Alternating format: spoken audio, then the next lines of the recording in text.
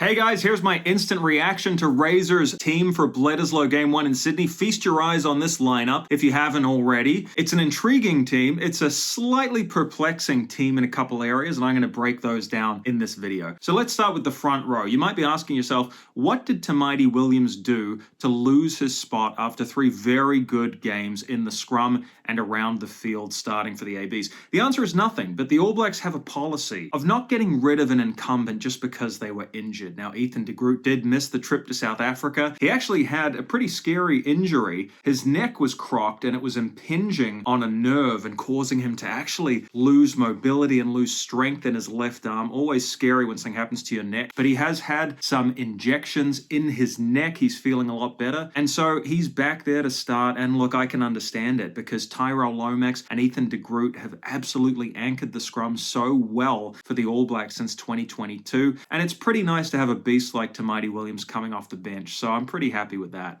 If you move on to the locking department, some of you might be thinking, well, shouldn't Patrick Tuipulotu be coming back in given that he is injury-free? Not so fast, Razor Robertson said. Yes, technically he could be selected, but he's just not quite sharp enough. He needs another week of training, according to Scott Robertson, and I can understand that. The guy was never really even meant to play the Super Rugby final, let alone front against England twice, so I think taking a more cautious approach, rehabbing him thoroughly as he recovers from this calf injury, is going to be better long-term, because I think we're going to need him against the Northern Hemisphere sides. Now we move on to the loose forwards, and we're seeing Wallace Sititi backing up again at 6. Now, firstly, delighted to see Sititi in there. He added a muscularity and impact, a presence at the breakdown also that we absolutely need. He's that hulking loose forward presence that All Blacks fans have been praying for. However, many of you have noted he's not really playing in his preferred position. Yes, he made an amazing fist of his start against South Africa, but you've got to go back to the NPC last year where he was playing 6, and that is about it in recent memory. So while I think he has enough talent and physicality to get by at this level, you do wonder if he might get found out ultimately if he's not playing in the position where he's had most of his minutes, which is number 8. But Razor Robertson said something pretty interesting. He said, okay, so we're starting Wallace at 6. That doesn't mean he's going to end up there. Now, obviously, he's gone for Sam Cane at number 7. Experience, I get it. He's got Ardie Savea at 8. What is he going to do exactly? Well, I think that he might be moving Wallace Sititi to 8 and pushing Savea into 7. Now, that's something a lot of Kiwis have been asking for. They feel that if Savea's at 7 and Sititi can play his natural position at 8, maybe then you put Blackadder in at 6, and suddenly it's a pretty balanced-looking loose forward mix. We're not going to have Sam Cane running around next year, so we got to slowly start phasing him out even as we make the most of his experience while he's still with us. I'm intrigued to see where this is going. So Cortez Ratama is going to start ahead of TJ Perenara. I think that's deserved. We've got to look to the future. TJ's another guy that's leaving. I also think that against the Aussies, you do tend to get an up-tempo game where the ball gets a lot of air. So a more staunch defending, narrow halfback isn't necessarily what you need to go for against the Aussies. I'm thinking of a guy like Finlay Christie, who's not even in the squad, but that's not what you really need against Australia. You actually need a guy who can spread that ball wide, a little bit more of an Aaron Smith type, and while there is only one Aaron Smith, make no mistake about it, Cortez Ratama, probably the closest thing we have in terms of his running game and his distribution, closest thing we have in this current squad.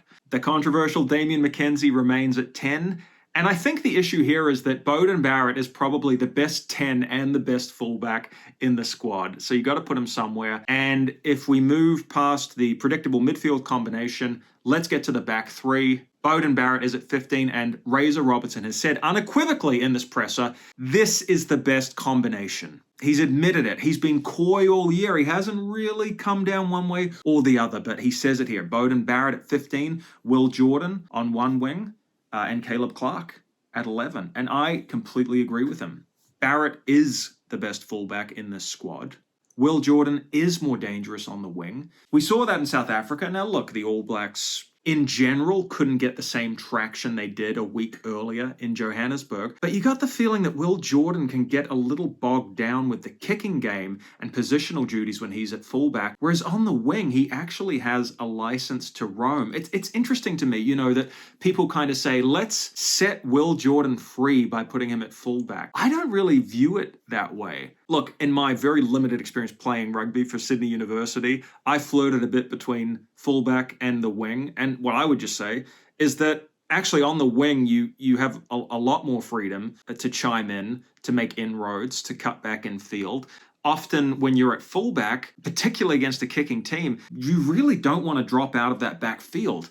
And yeah, if they kick the ball down your throat, there are counter-attacking opportunities. But as games tighten up and at this level, you're going to spend a lot of the game in a kicking duel. So I think those who really want to unleash Will Jordan's creativity shouldn't be opposed to him staying on the wing. His try-scoring feats speak for themselves. So very happy about that. Very happy to have the power game of Caleb Clark on the other wing. But speaking of wingers, we now have this trend of Robertson putting a winger on the bench, Sevu Reece. I'm not sure how he got ahead of Mark Talea on form at all. I thought he was pretty quiet in that second game against South Africa in Cape Town. But I'm starting to think that in terms of that final 20-minute impact that Robertson's looking for, he's not just looking for it from the bench, he's looking for it from guys who start the game, namely Rieko Ioane. He's clearly wanting to put Rieko onto the wing later in the game, put Jordan at fullback, maybe move Beauden Barrett to 10, okay?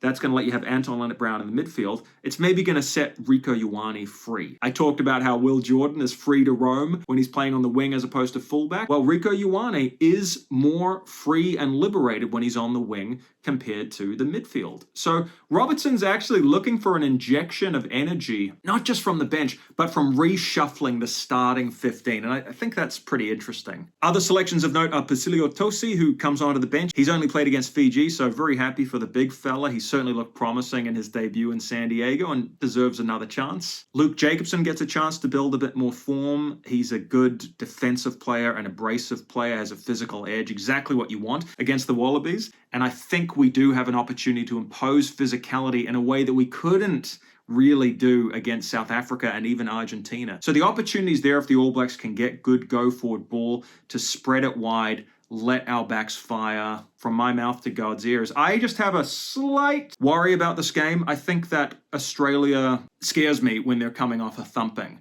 I prefer to play an Aussie team that's maybe got a couple of wins under their belt and is riding high. Counteracting that is the fact the All Blacks are coming off 2 losses. They're a wounded animal too, and I think it's going to come down to who is most desperate to atone for the full 80 minutes. I can see the Aussies hanging in there for 60 minutes, but if ever we need a last quarter blast, it's this game, because I think that is actually where we can put the Aussies to the sword in that final 20 minutes. But we're going to have to reverse our form. We've been struggling, slipping off in the last 20 minutes, 4 games in a row. That rot has to stop here. Razor Robertson said one word: ruthless. We have to be ruthless. Translation: we have to keep our foot on their throats the entire game. No buttoning off at the 60-minute mark. That is the challenge for the All Blacks this week, and I'll be back on Saturday to break down the game for you. Can't wait. Always love a good Bledisloe clash. Let me know below who you think's going to win. I'm hoping it's the Men in Black, obviously.